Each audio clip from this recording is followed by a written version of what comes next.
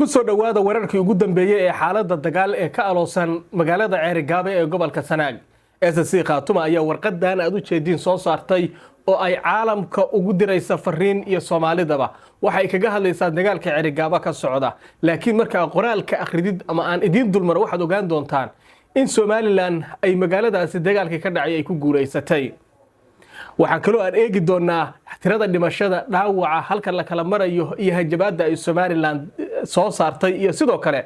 hanjabaadii ugu dambeysay ee SSC Khaatuma ay soo saartay tan oo dhamaantoodba muujinaysa in Ceerigaabo maalmaha soo socda haddii aan xal degdeg ah oo dagaalka dhaaman la helin in ay halkaasi ka dhici doonaan waxaan la mahadin doonin.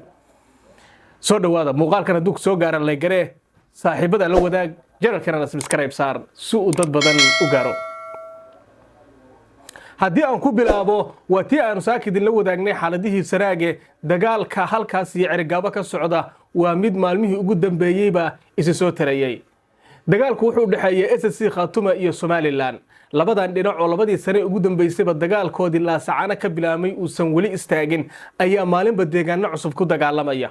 hadda dagaalka laba wajibu maraya gobolka Cayn buu hoodla deegaano u dhawaatay ay Somaliland saaka dab ka qabatay oo ay gubtay deegaan ku yaala halkaasi. Ceerigaabana waa tan ay xaaladii ugu dambeysay ay marayso in dagaalkii wali uu socdo ciidamadina ay isdul fadhiyaan.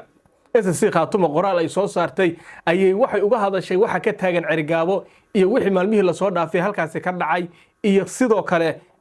fariinteedii ugu dambeysay oo ay soo saartay. waxaan doonayaa qoraalkan dheer oo afka Ingiriiska ay ku qortay SSC Khaatuma inaan Soomaali ahaan idinku turjumo isla markaana aan ku soo koobno nuxurka warqadaasi. qoraalkeeda waxay SSC Khaatuma ku tiri SSC Khaatuma waxay cambaaraynaysaa gardarrada iyo xadgudubyada xuquuqul insaanka ka dhanka ah ee Somaliland ay ku hayso shacabka Ceerigaabo iyo deegaanada ku xeeran. Ceerigaabo oo gobolka Sanaaga maamulka SSC Khaatuma wuxuu si degdeg u cambaaraynayaa falalka gardarrada ah ee ay Somaliland kula kacday dadka deegaanka Ceerigaabo iyo agagaarkeeda. tilaabooyinkani waxa ay ka dhigan yihiin xadgudubyo culus oo ka dhana xuquuqda aadanaha iyagoo sidoo kalena halis gelinaya xaaladda ka aloosan halkaasi. SSC Khaatuma oo qoraalkeeda ay xaaladda iyo dagaalka Ceerigaabo ka taagan ay kaga hadlayso sii wadata ayaa waxay tiri muddooyinkii la soo dhaafay ciidamada Somaliland waxa ay ku kacayeen tacadiyo bini'aadantinimo oo sababay in ka badan 50,000 oo qoys laga barakiciyo Ceerigaabo iyo sidoo kale deegaanada ka agdhow. rabshadahaasi waxaa ka mid ah bililiqa baahsan iyo sidoo kale burburinta hantida dadka reer SSC Khaatuma taas oo xaalad bini'aadantinimo uga sii dartay ee hawlba halkaasi ka taagneed. SSC Khaatuma oo qoraalka ay uga hadlaysa xaaladda magaalada Ceerigaabo sii wadata ayaa waxay tiri weeraro joogto ah iyo tacadiyo xun 15 iyo 17 bishan aan ku jirnay ee December maleeshiyaadka Somaliland ayaa weerar ballaaran ku qaaday difaacyada SSC Khaatuma ee gobolka Sanaag. inkasta oo weeraradaasi ciidamada difaaca SSC Khaatuma waxa ay muujiyeen bay tiri geesinimo waxayna ku guuleysteen inay iska caabiyaan weeraradaas oo ay difaacaan dhulkooda. hase yeeshee markii ay ku guuldaraysteen weeraradaasi ciidamada Somaliland waxay beertilmaameedsadeen qoysaska reer guuraaga ee aan isdifaaci karin iyagoona galay falal xunxun oo isugu jira dil afduub iyo xasuuq ay SSC qoraalkeeda ku tiri. SSC Khaatuma oo qoraalkeeda sii wadata ayaa tiri waxyaabaha xanuunka badan waxa ka mid ah dilka 3 caruur iyo hooyadood, afduubka 2 wiil oo da'doodu ay kala ahayd 16 iyo 18 sano jir, tacadiyo kale oo ka dhacay markaasi tacadiga ugu dambeeyay ee maanta ka dhacay deegaanka la yiraahdo Shangeed ee dhinaca kale ciidamada Somaliland waxa ay gubeen oo bililiqaysteen magaalada Shangeed ee gobolka Cayn taas oo sababtay barakicinta dad badan iyo burburinta guryo iyo hantida shacabka SSC Khaatuma ee tuulada Shangeed ee buuhoodla u dhow.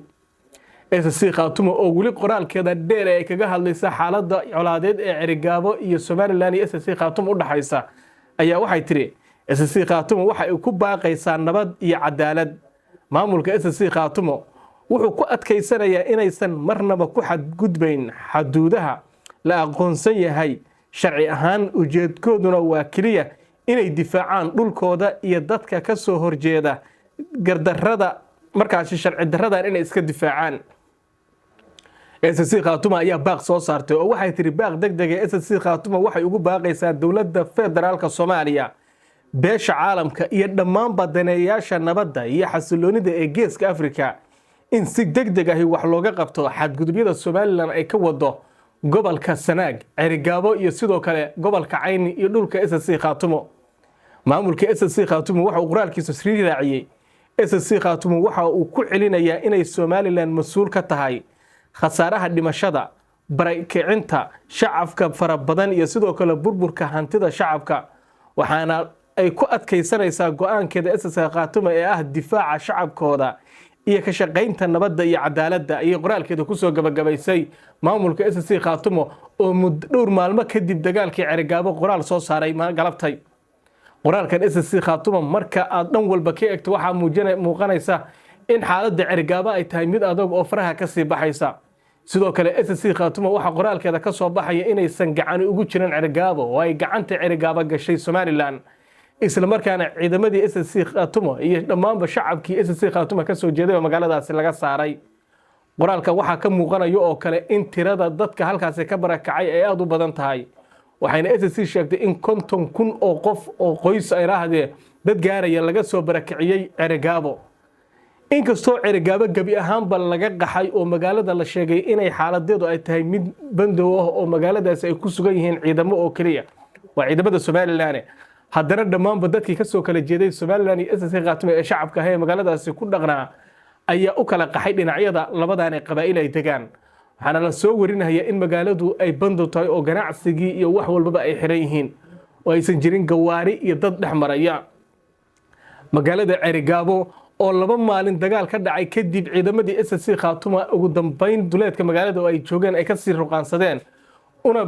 loona fageeyay meel 40 kiiloomitir u jirta magaalada ayaa waxa haatan gacanta ku haya Somaliland waxay sheegtay in magaaladan amnigeeda ay si weyn ugu guuleysatay qoraal maanta ay soo saarteen Somaliland waxay ku sheegtay in magaalada Cerigabo ay amnigeeda xaqiijiyeen isla markaana ay gacanta ku hayaan Somaliland ayaa ciidamadeeda hambaliyo u dirtay uguna hambaliyeysay guusha ay ka gaareen dagaalka Cerigabo marka taa laga yimaadana waa deegaanka Shangeed la yiraahdo ee Buuhoodle oo ay maanta soo duubeen ciidamada Somaliland iyagoo gubaya balbala iyo guryo cariisha oo halkaas ku yaalay ayay maamulka SSC Khaatuma iyaduna ay talaabadaas si weyn uga caroodeen waxa socda abaabul ay dhan walba wadaan iyo ciidamada Somaliland oo dhinaca xuduudka SSC Khaatuma deegaan walba ay colaad ka filan kartaba ay soo dhoobeen dadka aynu la hadalnay waxay noo sheegayaan in Cerigabo ay SSC Khaatuma ku adkaatay gelitaankooda marar kala duwan oo ay ciidamadoodu u ruqaansadeen oo ay dagaalka Cerigabo islaadaan dhinaca Somaliland u qaadaanna ay ku adkaatay inay ciidamadaasi ay wajahaan hay dadka ka hadlay arrintan leeyihiin mar walba waxa suurtagal ah SSC Khaatumana u aragta in Cerigabo ay uga fududahay Caynaba iyo meelo kale inay dagaalka ka bilowdo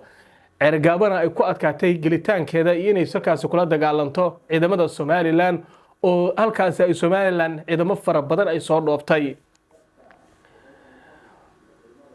intaasaan ku soo gabagabaynayaa xaaladda wararka Somaliland oo dhimashaduna ay dagaalka Cerigabo ilaa iminka inta la xaqiijiyay ay 30 gaarayso dhaawacuna intaas ka sii badan yahay maxaabiisna labada dhinac ay kala qabsadeen